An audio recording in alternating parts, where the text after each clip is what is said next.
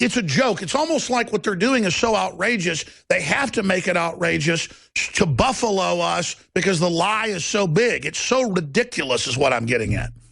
Well, it's got completely out of hand. The European class politique in particular is no longer subject, as you were saying at the beginning of this program, to any real democratic control. Decisions are being made on 5/6 of our laws by people whom we do not elect. And because they're not, therefore, having to take the feedback from the people that stops them going stupid, they're doing what every dictator does. They become detached from ordinary people. If you remove them one stage further and take them from the EU's bureaucracy and put them in the UN, as so many of them now are, that means they become still further disconnected from any form of reality. And they live in a little world of their own. A niece of mine recently joined the UN, and I happened to mention to her something the other day. She rang up to ask for advice on a speech she was drafting for her superior.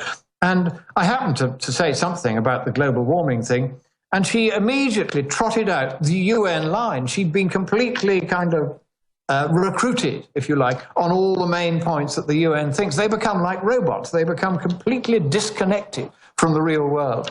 And I think one of the things we've got to do is to make absolutely sure that every supranational or global body which wishes to exercise any power of decision-making or law-making over us must be elected by us, or it can wield no power over us at all. We must introduce democracy to the international sphere as it has been introduced in the national sphere. By the way, I agree with you, and the control left. The control left wants this Star Trek future and always says, how dare you be against any type of global discussion? I'm not against global bodies, global discussions, as long as sovereignty is maintained, as long as there's an open vote, as long as, because that's obviously the next step of human development. But this UN thing is a dictatorial, totalitarian mess where in Article 30 it says the UN can abridge any freedom it wants at will. This is the problem. And the only way to put this right is to make sure that they are elected. And if they're not elected, they can't wield any power or influence. And I would go further.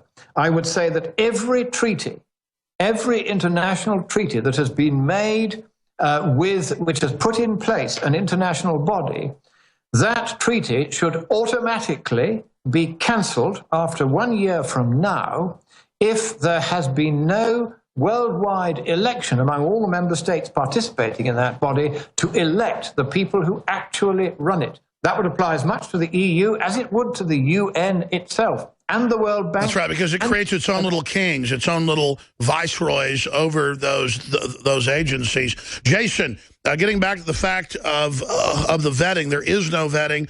They're vetting fake passports. They're just creating new fake identities. I guess when they bring them in and certify these fake passports, they admit that, something like 80% of them are fake. Isn't that actually creating a new fake identity?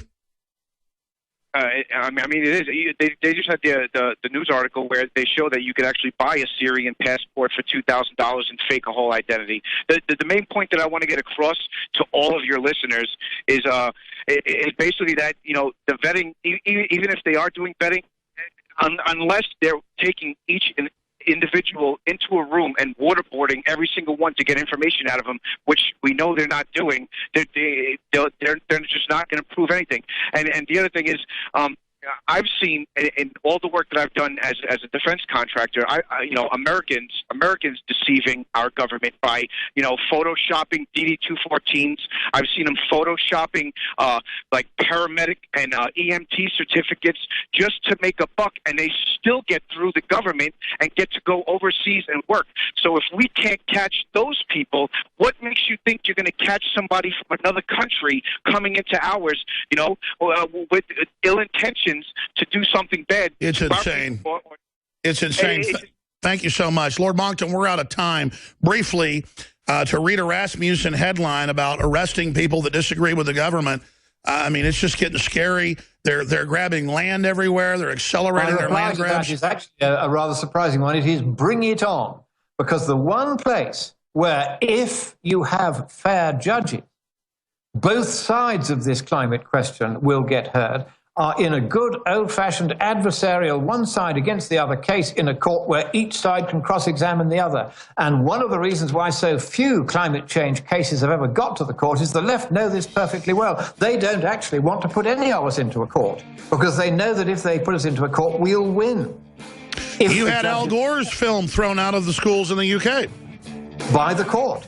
Now, of course, the danger now is that with the Supreme Court of the United Kingdom having come out and declared a policy that people like me who research and get papers published in the peer-reviewed journals should be arrested and imprisoned. Totally discredited. We're out of time. Thank you, Lord Monkton.